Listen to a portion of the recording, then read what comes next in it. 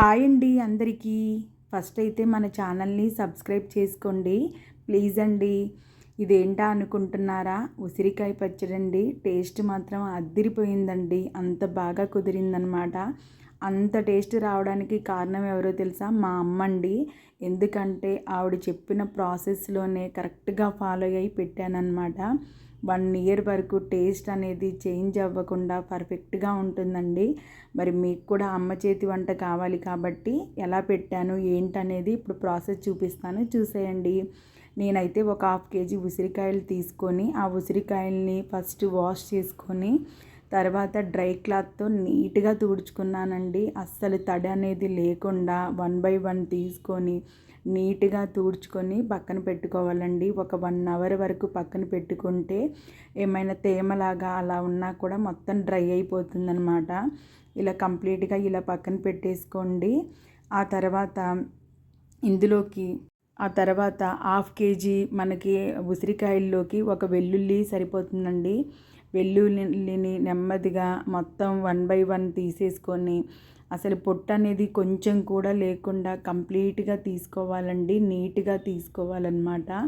నీట్గా తీసుకొని గ్రైండ్ చేసుకోవద్దండి. మనం రోట్లోనే చిన్న రోళ్ళు ఉంటాయి కదండి, అందులోనే కచ్చా పచ్చగా ఇలా నూరుకోవాలన్నమాట. నేను వీడియోలో చూపిస్తున్నాను కదా, అలా నూరేసుకోండి, పర్ఫెక్ట్గా ఉంటుంది. గ్రైండ్ మాత్రం అస్సలు చెయ్యకండి. చేస్తే మొత్తం పేస్ట్ అయిపోతుంది కానీ అస్సలు బాగోదన్నమాట. ఇప్పుడు ఒక ప్యాన్ తీసుకొని అందులో 2 టేబుల్ స్పూన్ల వరకు జీలకర్ర తీసుకోవాలండి. జీలకర్రని ఒక 2 minutes వరకు వేయించుకోవాలండి. ఒక 2 minutes వరకు వేయించుకుంటే సరిపోతుందన్నమాట. అలా వేగిన తర్వాత ఆ జీలకర్రని పక్కన పెట్టుకోండి. జీలకర్ర పక్కన పెట్టుకున్న తర్వాత మళ్ళీ అందులోనే 2 టేబుల్ స్పూన్ల వరకు మెంతులు యాడ్ చేసుకోవాలండి. గుర్తుపెట్టుకోండి, 2 టేబుల్ స్పూన్లు జీలకర్ర, 2 టేబుల్ స్పూన్ వచ్చేసి మెంతులండి. కరెక్ట్గా సరిపోతుందన్నమాట. ఇలా వీటిని కూడా ఒక 2 minutes వరకు రోస్ట్ చేసుకోవాలండి. ఎక్కువగా అయితే వేయించకండి, మీకు ఆల్రెడీ అది వేగాయని అర్థమైపోతాయి అన్నమాట మనకి.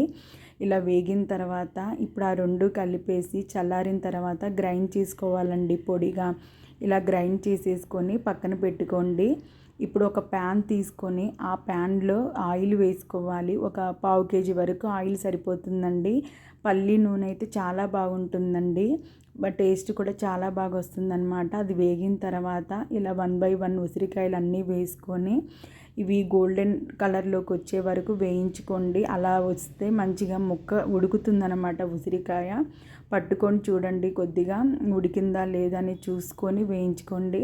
మనకి పర్ఫెక్ట్గా ఇప్పుడు ఉడికిపోయిందండి. ఆ తర్వాత అందులో కొంచెం ఇందాక మనం కచ్చపచ్చగా గ్రైండ్ చేసుకున్నాం కదండి, అది వెల్లుల్లి కూడా వేసుకొని స్టవ్ ఆపేయండి. 2 minutes ఆపేసాక 1.5 టీ గ్లాస్ వరకు కారం పడుతుందండి. కారం వేసుకున్న తర్వాత సాల్ట్ అనేది చూసుకొని యాడ్ చేసుకోండి. టేస్ట్కి సరిపడా చూసి యాడ్ చేసుకోండి. మళ్ళీ ఉప్పు తక్కువ ఉన్నా కూడా పచ్చడి అనేది మనకి పాడైపోద్ది అనమాట. సో కరెక్ట్గా వేసుకోండి. ఇలా అన్నీ కరెక్ట్గా వేసుకుంటే 1 year వరకు పచ్చడి అనేది చాలా బాగుంటుందండి. అసలు ఆ స్మెల్కే తిన్నంత ఫీలింగ్ కలుగుతుందండి. అంత బాగుందన్నమాట. చూసారా పచ్చడి అసలు చూడడానికి కూడా ఎంత బాగుందో? చూసారా పచ్చడి ఎంత బాగుందో? చాలా టేస్టీగా ఉంటుందండి. పర్ఫెక్ట్గా మనము చెప్పిన ప్రాసెస్లో కరెక్ట్గా అన్నీ కరెక్ట్గా కనుక వేసుకుంటే పచ్చడి అనేది 1 year వరకు అంతే టేస్టీగా ఉంటుందండి. అస్సలు పాడవదన్నమాట. 1 year కూడా టేస్ట్ అనేది ఇప్పుడు పెట్టినట్టే ఉంటుందండి. మనం అన్నీ కరెక్ట్గా చూసుకొని వేసుకోవాలి. ఉసిరికాయలు మాత్రం అస్సలు తడి అనేది లేకుండా చూసుకోవాలండి.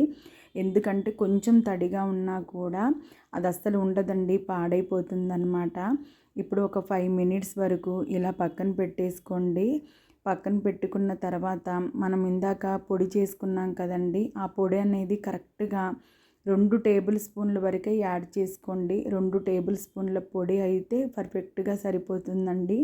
ఎక్కువ అసలు అవసరం లేదనమాట. ఇలా 2 టేబుల్ స్పూన్ల వరకు ఆ పొడి వేసుకొని మంచిగా అసలు ఒక గ్లాసు బాక్స్ ఉంటుంది కదండి, అందులో స్టోర్ చేసుకొని పెట్టుకుంటే 1 year వరకు పచ్చడి కూడా ఇంతే ఉంటుందండి. మీ ఇంట్లో కూడా ట్రై చేసి టేస్ట్ అనేది ఎలా ఉందో నాకు కామెంట్ పెట్టండి. మీకు కనుక ఈ వీడియో నచ్చితే లైక్ చేయండి, షేర్ చేయండి.